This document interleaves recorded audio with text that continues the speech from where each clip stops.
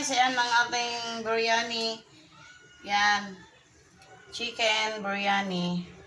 Yan, pinirito na natin to guys, pinakuluan na natin to kanina. So yan ang rice. Maluluto na siya.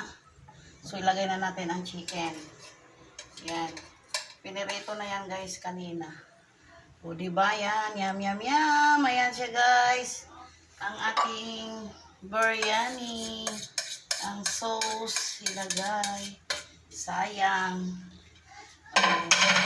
Ayan na siya, di ba? Ang ating biryani chicken.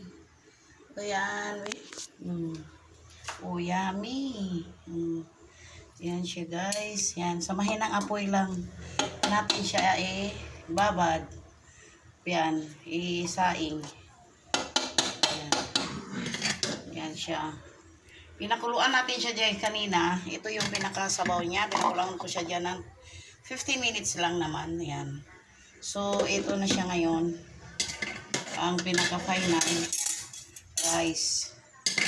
Yan. Lagyan sana yan ng nisin. At saka ano, wala nang guys kasi mahal na. Masyadong budget may lang tayo. Yan.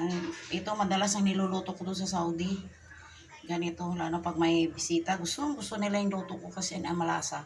Totoo yun guys, walang halong biro yan. Thank you so much for watching. Bye-bye.